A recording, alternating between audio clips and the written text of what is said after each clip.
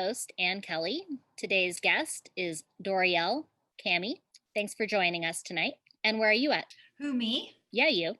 I'm in my studio. It's like a 12-minute drive from my house. Both in Santa Fe, but we've never actually met in the real world. My brother introduced us, but I think the first time I saw one of your images was the mermaid painting that was on the cover of the/Southwest Contemporary. Yes. Yeah, that made the cover. So you're an oil painter. Yep. A lot of people have moved to acrylic just because it dries faster, is a little easier to deal with, that type of thing. Oil has held your attention. Yeah, I don't know what's wrong with me. I have dealt very little with acrylics. I don't know, something about the history of oil painting has always intrigued me, and the workability of it. It's very buttery, it's very forgiving. I like that it takes a long time to dry. Backside is that, it can be a little bit fumy, but from what I hear about acrylics, those can actually have some fumes too. So I just practice good studio safety and stick with oils. Got some good ventilation in the studio then? Yeah. I open all the windows when I can. And if it's like really cold outside, I have a fan that kind of hits me while I'm working and then blows the paint smells away from me. And then I have, if I'm gonna cover a whole section of paint that's gonna off gas, I'll do that at the end of the day and then leave and let it dry overnight. Well, I think that's kind of like with photography, working in the darkroom. When you're working in the analog darkroom, there's that whole issue of chemistry. But I've also heard with a lot of the digital printing processes, there's also maybe some funky things within the pigment inks. Yeah, I used to love working in the darkroom back in art school. And they did warn us, like some of the baths were a little bit not great to inhale, but man, I miss the dark room. Oh, there's that thing about the dark room where if you spent time in there, you smell that smell, and to most people it would smell terrible. But yeah, it's like burnt hair, and I just love it. And you're like, ooh, yes, that's amazing. Yes, it just reminds me of like just this quiet incubation sort of space, this dark and womb-like. I love it. I miss it. You went to school in Seattle, Washington? Mm-hmm. Yeah, I went to Cornish College of the Arts in Seattle. Yeah. And you did a BFA, so as part of that, you probably studied a little bit of everything. Yeah. The program had us have two disciplines, and so I chose painting, and then I wanted to do photography, and because of the way the schedules lined up, I didn't get to do as much photography as I wanted to do. So I did a lot of printmaking, but I got enough photography in to be able to know how to shoot my own references and light and use Photoshop and understand the terminology surrounding photography. Well, and aspects of your work are kind of photorealistic. Do you use photographs as reference for your paintings? Most of the time. Yeah. Sometimes, I'll paint something totally from my head, or I will use a mirror, or I just like copy the photograph exactly, start with a specific face and then sort of mutilate it, for lack of a better word, or alter it so it looks different, just to play with it a little bit. But I typically start with a photo reference so I can have like a reference for the anatomy and the composition. So I'll usually get a model in and photograph him or her and have them do a bunch of poses for ideas that I have for paintings. And then I start to look through my photos through Bridge or whatever, and then choose some and then start sketching and then transfer the sketch to the paint. That's something I did not know before we started this conversation. That's how I typically do it. Well, since we're talking about your paintings, I'm gonna pull up some of them. And I did notice there's some drawings on here that are graphite on paper. So that's something you do. Yeah. Those are really old. I haven't drawn in a long time, but I still like to have that on my website just to show that I have drawn in the past. I used to draw a lot. With your paintings, there's kind of the photorealistic aspect of it, and then, for lack of vocabulary, parts with the poppier colors, take them to more of an abstract place. Is that? That's absolutely right. Cornish actually ended up being a pretty conceptually based art school. And so they weren't very supportive of my learning how to paint the figure realistically, which was disappointing for me. But I did learn how to appreciate abstract and conceptual art. And so I wanted to be able to kind of marry the two art genres together. So, classical figurative painting and like contemporary painting. Which is something you do very well. Were you working on painting figures in kind of a photorealistic way prior to attending? Yeah, I definitely had an interest in it. I've definitely gotten better as I've had more practice. But when I graduated from art school, I said, okay, that's it. I'm going home to New Mexico. I'm going to get a puppy, and then I'm going to paint whatever I want, and I'm going to throw all of the stuff I learned in the trash and just do what I want. And so then I really started to hone in on the figure and push myself to understand anatomy. And I always had the knack for it, but I wanted to really see how far I could take that skill of mine, but still be relevant in today's art world. A lot of my friends had the same challenges. And so they did say, yeah, it was good to know what was out there. It was good to know the history of art and all of that. But then I realized if I was going to make artwork that was authentic, I needed to tap into my own voice. And so that's what most of my friends have ended up doing, those ones who have pursued art. You are known for making paintings of women that are just really honest, real, and not airbrushed and not sexualized, real. Yeah. I mean, first of all, it's more fun to paint the realistic, realistic flesh. With all of its flaws and imperfections, but I also think it's lacking in, especially the genre of oil painting, the history of oil painting. You see a lot of women who were painted kind of through the male gaze, so there's kind of a different take on how they are portrayed. I mean, during the Renaissance and around that era, you do have women who are more full figured, which I actually loved, and I thought I want to kind of bring this back, bring back some more realism of the human form, particularly as it pertained to female form. So that was kind of twofold. One, that it's fun to paint the flesh, and two, that I felt it was sort of lacking. In your artist statement, I picked out two words that I really love, grace and angst. And I just love the pairing of those two words. Could you talk a little more about that? Yeah, I'm really obsessed with dualities and marrying opposites. And I love, like, for example, the emotion crying through or laughing through tears. That's a fantastic or a very fascinating emotion to me. Marrying the idea of darkness with the light, humor with the sadness, or I like to sort of wade into the deep waters of difficult human experiences and kind of buoy them with a sense of humor, with bright colors, and with symbolism. So the grace and the angst sort of fell into that idea that you can kind of be both, and that I maybe could express both through my work. And also, I really love the idea that no individual is singularly anything. So I like the idea of conveying complex emotions through my work. A lot of women is as soon as we hit puberty, we're sort of trying to find how we fit into the mold of what's appropriate for female or acceptable for being female in contemporary society. But I definitely think that in history, women have been portrayed more like singularly, like the mother or the witch or the seductress. I'm sort of posing the question, what if she's all three and more? Because I think there are multitudes. I think that was Walt Whitman. There are multitudes. And so far I've had really great response to my work.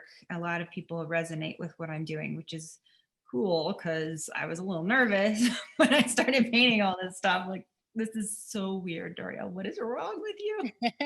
So we've got some kind of details of this painting, a safe place. Yeah. In the Southwest, sitting on a cactus is probably the least safe place out there. Right. I've done that before. I mean, it was like teeny prickly pear, but yeah, it's not the best. So a lot of my work tends to also deal with things that aren't necessarily just like women's issues. They're more transcendent than that. So that's about healing PTSD. So used to have pretty bad PTSD from a pretty rough time in my life. And my therapist kept telling me to find a safe place in my mind as we did EMDR. And so I imagined that I was wrapped up in this fuzzy thing. And so even if I found myself in a prickly situation, I could kind of go into that safe place. And then I started to eventually heal. And I found some real power in that ability to protect myself. Yeah, a lot of these are definitely inspired by personal experiences. Maybe a lot of the things you're painting you can't articulate at the time. You have faith that you'll figure it out later. Yeah, because I'm usually going with a feeling. It's just a gut intuition. Typically, I'll have like, waltzing through my head a bunch of ideas, and kind of think of them as auditioning in my head to be paintings.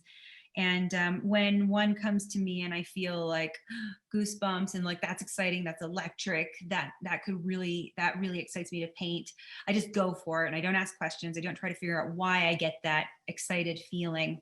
It's kind of like when you're running and you get that jolt of endorphins, your runner's high or something like that. And then, typically the paintings start to become clear as I keep moving forward with them. But some of them I know what they mean when I get the ideas too. I mean, I think that's something a lot of artists run into where they think, oh, I want to create this image or I want to do this thing, but I don't know what it means. And some of the best advice I've ever heard is just to do it and then you will figure it out later. And that's something they teach you not to do in art school, because in art school you need to defend and explain yourself all the time, and otherwise the teacher can't grade you. But I would contend that that's the best way to start a painting, is by going with an intuition and a gut feeling rather than jumping into criticism and analysis, because I do believe that the act of creation and the act of criticism are two separate acts. And if you are in a flow and if you feel inspired, really just don't ask questions, just go with it. So that said, you have had, I would say, quite a bit of success in your career. You've had quite a few exhibitions, you've been interviewed and featured in a lot of publications. Do you have any advice to young artists that are maybe just getting a start? Yeah, I have a ton of advice for young artists. Let's the top ones. Number one, I think it's okay to start up with appropriating other people that you really love, because that's how you sort of start, but then start moving to your own voice as soon as possible. The other advice is just to do it, because no one's going to give you permission to do it. No one's going to get you up in the morning or whatever. I actually put my degree out in my parents' converted garage, and my whole MO in the morning was to, of course, get myself fed and get a cup of coffee and go in fresh in the morning. And I had some Christmas lights. And when I plugged those Christmas lights in, it was go time. That meant the phone had to be off because the lights were on and we had to go paint. And another thing I did was I wrote down the names of all of the people who had criticized what I wanted to do or didn't understand my vision, who would sort of worm their way into my neurosis as I was painting. And I put all their names on this list, and then I put it on my door on the outside of the studio. And when those Christmas lights were on, those voices were not allowed in this space. It was like my creative space. And that really helped me to get started psychologically, because I was in Albuquerque, I was like, I felt like I was in the middle of nowhere. And, I really had to create a lot of psychological constructs that helped me to do the work. And then the other advice is just to keep going, pace yourself. It's hard, but it's very rewarding, and take care of your body. And also, I would say one more thing, which is to continue to nurture your relationships with your friends and your family and your partners, because it's very easy to get caught up in the studio and then just think that that's the only thing that matters. But there are times when, you might not find that it's flowing for you. Like this year for me, it's been slow as hell, and I'm not worried because I've, invested into other aspects of my life. So I'm just kind of hanging out over there for now. The overwhelm of the pandemic and everything, and then also there's really not the kind of pressure that I usually have from, around me to get the work done and get the show going and all this stuff. And I've found it's kind of a relief because I'm feeling a little burnt out, and I expected this would happen at some point, and I'm not worried about it. So I think the wisest thing to do right now for me is to just, get in the studio every day, do a little bit, but don't push,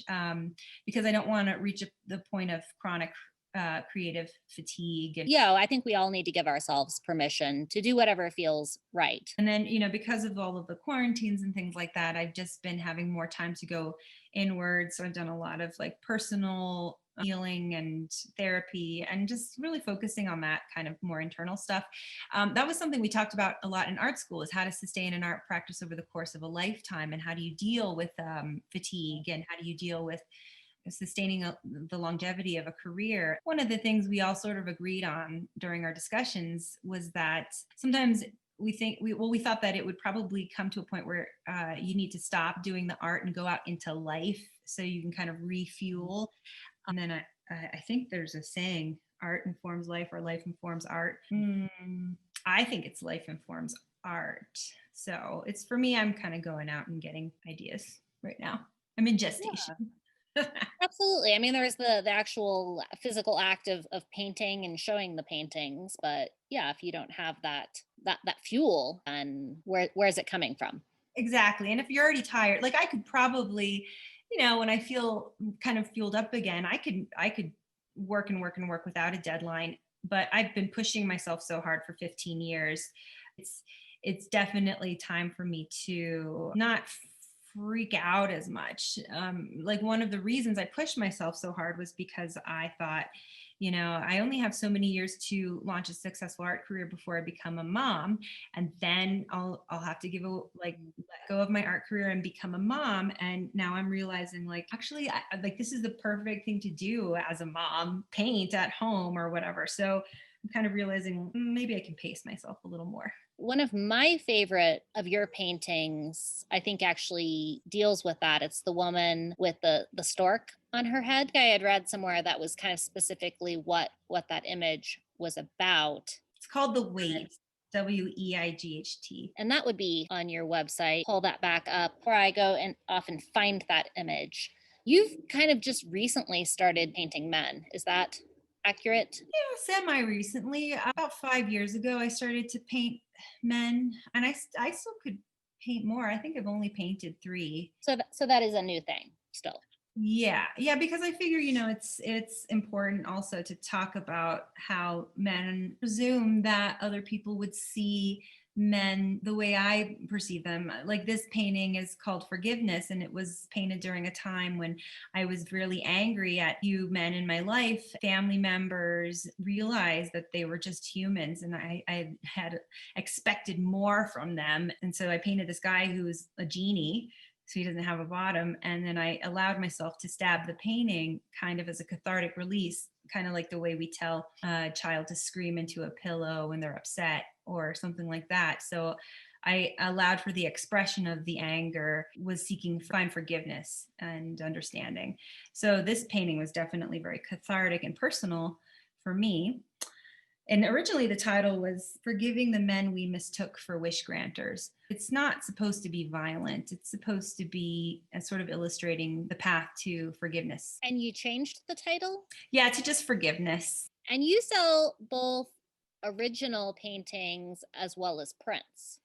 Yes, I do. And, that's something, in school, they teach artists how to not do that, because they say that won't be as, your work won't be as valuable or coveted. And I think that that's bullshit, because you look at like couture, and they release like Birkin bags that are going for like, tens of thousands of dollars, and maybe they are in limited editions, but they're released by the thousands. And if an artist decides to release an edition of each of her paintings at 35 an edition or 250 an edition, that's like 250 prints to 7 billion people in the world. It's still quite limited. So I really support artists to do what they can to take control of their own commerce for their art and make money, because I think we need artists to have money so they can make their art and thrive. A lot of that has changed as well. And I also think offering the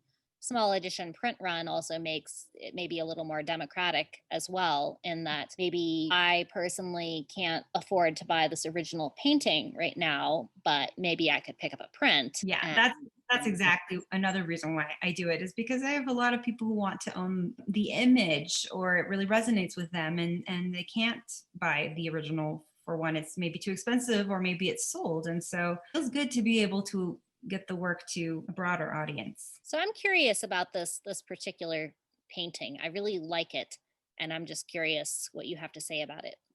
This one, my sister is like, she's like my little art critic. She's like, I really like it, but you're adding a lot of information. I think you need to stop, because I was getting really into it. But it was kind of talking about that singularity that I was mentioning earlier, where this woman sort of exists in this, maybe like this forest of oversimplified icons. So you have the emojis, which are oversimplified in their ability to convey singular emotion. You've got the bathroom lady in the background. You've got like stylized breasts and the poop emoji and rainbows. And she's sort of in this kind of embodied by the kind of fearful one. So she's sort of understanding that she may not be in the best space for her own complexity. Called it Babe in the Woods just because of that phrase. Like, you know, if someone says something to you to maybe belittle your experience, and you know a lot, you can say, well, you know, I ain't no babe in the woods. I've been there. I know stuff. I'm smart. It's not my first rodeo. So it's sort of a way of saying there's this babe in the woods, but it's also kind of satirical in its title too, because she's not necessarily a babe in the woods. She looks very smart. She's very focused. She's very serious. And she's got that one teal eye, which at the time for me felt like it was like the eye of truth. Like she could see the truth, maybe her own truth, or something more deep and real and complex. So there's that too. So it's a pretty intense painting. A lot going on. And this painting is 72 by 44. So Mhm. It's big. and it has a home. Went to the Muskegon Museum of Art. That was a really cool acquisition. That's awesome. I remember seeing this image on, was it at the time, or was it Southwest Contemporary? They've recently I think it was like one of the last issues of the magazine before they moved over to Southwest Contemporary. So that came out at a time where I was just so busy at work that they had dropped it off at the door. And I think there was a good maybe 2 weeks where I just saw it, but I didn't have time to pick it up or look at it or anything. But I saw it out of the corner of my eye. And so that was kind of this interesting relationship where I have with this piece. Whereas when we kind of got our introduction, that was the first image I thought of. So that's kind of an interesting aspect of just different ways that work can be shown and disseminated. There's museum shows, there's gallery exhibitions. These days, there's Instagram, all of these digital formats, and then there's the cover of this great local publication in Santa Fe. Yeah. Yeah, that was pretty cool. It was so weird and surreal to walk around and see my mermaid, like in these Everywhere, right? boxes. It looked like she was in her fish tank all around town. Yeah, so that was pretty cool. That Lauren Trust did that. I have a few of those at home. My experience initially was I really love this image, but there's something about it made me slightly uncomfortable, but then it grew on me. But I kind of get the impression that that's kind of part of what you're going for. Yeah, Maybe. I embrace the angst. I mean, that's what's good. Look at her. Yeah. But the piece personally for me came at a time when I just felt like life was giving me one undertow after a next, and I couldn't come up for air. And I realized that the only way I was going to survive life was if I grew a pair of fins and learned how to swim. And I resisted that growth. And so what I did was I painted these scales on this mermaid, and there's little smiley faces in each of the scales to sort of counter that frustration and angst in the mermaid's face. she perceives the growth as painful, but it's actually a very good thing for her to learn how to swim. And so, those fins are actually filled with, positive energy and little smiley faces, and telling her it's a good thing for you to learn how to swim. And so that's what this piece is all about. And I think that's important of good art, is that it's not always completely comfortable. It challenges you. Yeah, well, a lot of people didn't get what I was doing at first. Like my mother-in-law was like, "Can't you just paint Noah's Ark?" And everyone's like, "Why can't you just paint smiles all the time?" And it wasn't interesting to me. I like to delve into the conflict and the pain and explore it and like pick it apart and figure out how to heal it or transmute it. And so that's why I go there. I do a lot of portfolio reviews for photographers, and I have been asked, what can I create that people will buy? And I remember one particular time when somebody said that to me, and I said, well, I could tell you that, but I don't think you're going to create the work that people are going to buy, because even if I tell you the popular subject matter, if if it's not coming directly from you, then it Can tell. you can tell exactly. Oh, I mean, most of my work, I'm like, oh crap, who's gonna buy this? But I love it, and then someone buys it. I'm like, what is going on? But it's this. I have to paint the work that I want to paint. That's the advice I give artists too. Actually, is you can paint flowers and landscapes; those sell pretty well. But you're probably going to hate doing it first of all, and then people are going to pick up on that it's not really authentically coming from a space of enthusiasm. Well, it's just not going to have that same power. Yeah, It's going to be exactly. at another still life of a pear. And not to say there are not some amazing still lifes of pears, but I suspect the people who have created those images of pears were really feeling them, not just painting them because they thought people would buy them. Yeah, and I mean that's a huge topic that I talk to my students about. Is you're not a mind reader. You can't actually know exactly what your audience is going to think. And honestly, even if you did, humans have upwards of what, like 80,000 thoughts a day. We're constantly changing. So the best thing to do is go with your own truth and your own authenticity, and move from there. That's something that Joan Baez said too, is, you have to move from that space of, authentic interpersonal electricity. And then when that happens, typically what she notices that her songs transcended and found resonance with tons of people. And she had no idea it was going to go out and do those things. And so you teach workshops in addition to being a working artist. Mm-hmm. From what I could tell, you used to invite people to Santa Fe and they could come to your studio and you would teach them to paint. And now you're starting some online courses. Is that right?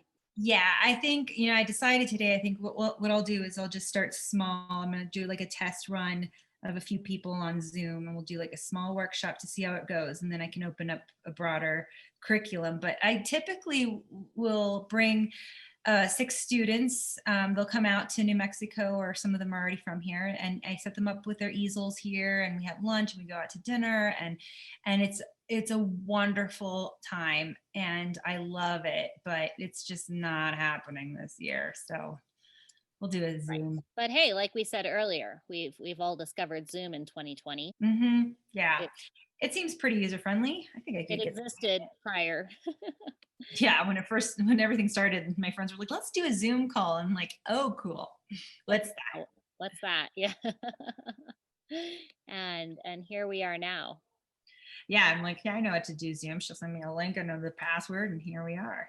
Right. Assuming it will let you in. We live in Santa Fe and we take Mercury retrograde kind of seriously. And we are in Mercury retrograde right now. So I knew it. Yeah, that's what's going on. I'm not taking personal responsibility. I thought this was hilarious. I was at the dog park the other day and I was walking talking to a friend, and somehow the subject of Mercury retrograde technology was something we were talking about, and this guy, not to say he was in a bush, but he was behind a bush, I didn't see him, literally ran out and came up to me and said, is Mercury in retrograde? I've been feeling like that was the case all day. And he just started telling me like all of these things that had happened to him earlier. And I said, yeah, that's what's going on. And then my Yes, friend and I there walked it is. away, and she said, only in Santa Fe. And I just I thought, was just gonna say. oh, I was gonna say, I kind of, it was kind of that magical Santa Fe moment where it's like, Yeah, no, Santa Fe's got that vibe. And I actually find a lot of people come to my workshops to either have a cathartic release through their work or seek a healing through their work, because I do a lot of self-portrait classes, and they're conceptually based self-portrait classes. So I do teach them how to, paint realistically, but they have to add a conceptual part that speaks to something they're trying to express or work through or identify with. People come out here and have some really cool painting ideas, and they feel great when they leave. I miss it. It's an inspiring place. We've got the magic light. I mean, there's a reason why Georgia O'Keeffe came here. Yeah. And all of the artists followed. Yeah, I'm stuck here. I'm not leaving.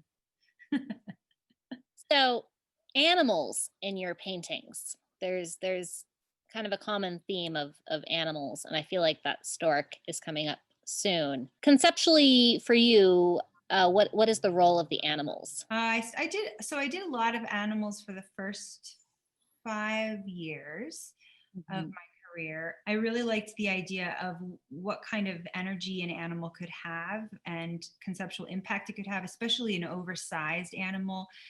For some reason, I kept having the idea of animals over the head, and I'm still not exactly sure why. There could be because overhead there's a lot more presence, and it draws attention, and it kind of signifies what might be going on in the person's head. So, like in the case of this one, "Don't Be So Ridiculous," which is just over my computer over there.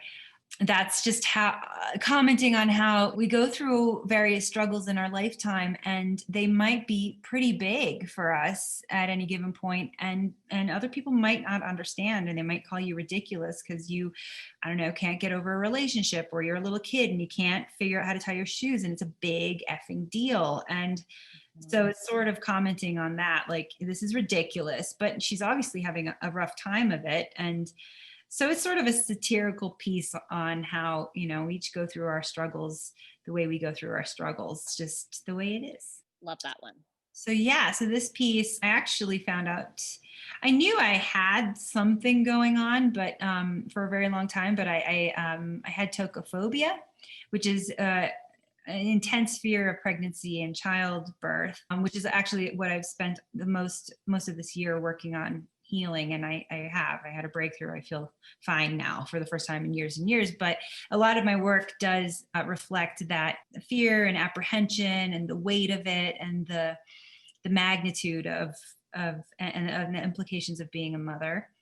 And this one I painted pretty early on. I kept getting the idea of a bird on the head. And because I went to a conceptually based art school, I knew it had to convey something meaningful, not just to me, but hopefully more universal. I was a pretty ambitious 20-something-year-old. So I put the stork on the head, like pointing down, like expecting you to make the baby. I'm not carrying the little thingy. You have to do it. So I had a lot of friends actually say, yeah, I feel this one. Well, kind of a big deal for women to, It's kind of big. Kind of a big expectation. Yeah. For us. Just allowing myself to express that, because, you hear a lot of people say that it's like either like it's the most tremendous amazing thing. Well, I mean, they say it's the most tremendous amazing thing, or like it's like the worst thing ever, but it's also like the most amazing thing. And like that's like a lot. That's right. A lot. Kind of an extreme difference. Mm-hmm. For sure. Yeah, my friends are like, I'm so tired. I can't even think straight. I love being a mom. Like, you do you. You're doing great. But I love her hair. I mean, just all of the details, just the facial expression. I mean, even if you didn't have the stork sitting on her head, I think she almost says it all. Yeah, she looks a little bit tired. Something about her, the way she came out, is she looks older than she is. Something about her looks like an old soul, now that I'm looking at it. Feels powerful and beautiful. That's my interpretation. Anyway. Oh, good. See, I'm blaming Mercury in retrograde. I'm tired today. So I'm like, oh, she's tired. Because also it's a self-portrait. So I'm like, oh yeah, look at that red around her eyes. She's tired. So if anybody wants to buy the prints or the originals, they're all available on your website. Yes, they are. On my website, you can see the available paintings. And then if you click on shop on the left, that'll take you to my print shop and you can see the prints there. And do you edition the prints? Are they open edition? How do you do that? They're editioned. Most of them are editions of 35. I chose to release a second edition of one that was pretty popular, but it's a different dimension. And that one is 250 for the edition. No open editions as of right now. So, they're still limited, but we'll see how it goes. And no workshops just yet, but that's in the works. Well, you've lived in a lot of different places and you kind of grew up in Santa Fe, is that right? And then you left, traveled a lot of places, and then came back? Yeah. I mean, so I was born in Virginia and I lived there till I was 7, came here, mostly grew up in Albuquerque, but my family did live in Los Alamos for a little while. And my grandmother is one of those little old Hispanic Catholic ladies who had 13 children. And she's gone now, but she lives up in Penasco. And then I lived in Korea for a while, Seattle, Oakland, Maryland. And now I think it's time for me to just like set down some roots. I've got my travel bug taken care of for now. So of all of the places that you've lived and maybe the amazing food that is common to that place, do you have a favorite food? Style of food? I love, of course, New Mexican food, but I do love Korean food too. I ordered a bunch last night. There's a place in Albuquerque. It's a tiny little Korean market that looks like it's constantly going out of business. And they have a restaurant in the back, and it's the most authentic Korean food I've ever had anywhere in the whole United States. So bibimbap probably would be my favorite dish. I was going to say, you're going to have to send me that information later. I will, because people should go there so they really don't go out of business. I mean, it's the best Korean food I've ever had, and I've been to a lot of Korean restaurants. Yeah, I'll tell you about it. Do you collect work by other artists or collect anything else other than art? I used to collect Beanie Babies. My sister wants to throw them out. I've collected a few pieces of art, very small here and there. I haven't been in a financial situation to be able to do that, but my husband and I both would love to collect art as we get older and have a little bit more cash flow. I have a few small pieces, fellow student work and trade, but not a lot. Not yet, anyway. If there was any artist, any price point whatsoever, and money was not a factor, which artist would you purchase? Aaliyah Chapin. She's the one I said earlier. I kept butchering her last name. I've been calling her Chapin for 10 years. Sorry, Aaliyah, if you're watching this, but she's a tremendous figurative realist and extraordinary in her creative vision with paint also. So I would definitely get one of her pieces. You just got to figure one of these days it's happening. Yes, it will. We have stuff to look forward to. Absolutely. Yeah. And do you listen to music while you're painting? I used to a lot of music. In fact, I think maybe that was one of the factors of choosing to become an artist, was because I had wanted to just be in a room where I could listen to music. But after so many years of being in solitude, I found that music wasn't quite working for me anymore. So I moved on to podcasts for a while and some NPR to hear people talk and to kind of distract my brain. And now what I do is I put on a show I've already seen. So I'm not too tempted to look at it visually, but I'll have it running like a TV show on my phone or whatever, just in the corner. And I'll just have that going so I can hear it and remember what part of it made me laugh. But music, I still listen, of course, to music. Like one of my favorites is Brandi Carlile, and I'm wearing her shirt. It's probably reversed, but Brandi Carlile is like one of my favorites, and I have all of her songs memorized, and she's in the studio with me a lot. But you don't always have to be listening to something to be painting. That's not. No, sometimes I'll just have nothing on. I just listen to the woodpecker outside, like pecking the side of the building. Well, sometimes that's just as important. It's just a different experience, right? Yeah. Or I'll just be talking on the phone to a family member or a friend and just let time pass and get some work done. Do you have a favorite movie? And maybe Yeah. more specifically, a long-term favorite movie as opposed to a recent favorite movie? Yeah, I think my all-time favorite movie would be Eternal Sunshine of the Spotless Mind with Jim Carrey and Kate. Mm. Yeah, that's probably my number one favorite film. I'm compiling a list of favorite movies Cool. of creative people. So I don't know when we're gonna put that out. It just kind of happened naturally. Some of these I've seen, some of them I haven't, some of them I've seen and forgotten about. Yeah, I would love to see this list once it's done. It will probably be ongoing. So I think I've just got to figure out a point where, okay, we release maybe quarterly or something like that. And do you have any shout outs for anybody? Anybody you want to? Well, I got to thank your brother, Steve Kelly, for hooking this up. Steve Kelly. Thank you. This was great. This is like the total highlight of my day. That's awesome. Mine too. And I would love in the real world when we can do that, buy you a coffee or a drink or something like that. That'd be lovely. Oh my God. Yes. So I think we've got to do that. But Perfect. that's what this show is really all about right now, is just keeping people motivated and It's surprising. I mean, 2020 is like terrible, but there's also been this interesting silver linings that have been coming out. And so I'm sort of focusing on those. And this is definitely one of those. So this is pretty cool.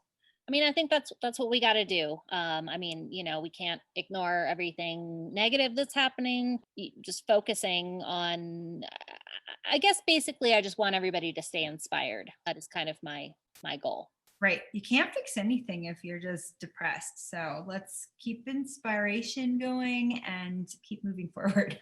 Exactly. Keep the conversation going. Like, comment, and subscribe. Thank you so much for joining. Super nice to meet you. And I hope to see you in the real world sooner than later. Yeah. Nice to meet you, Anne. Keep in touch. And maybe we can go out and like socially distant drink some coffee or something.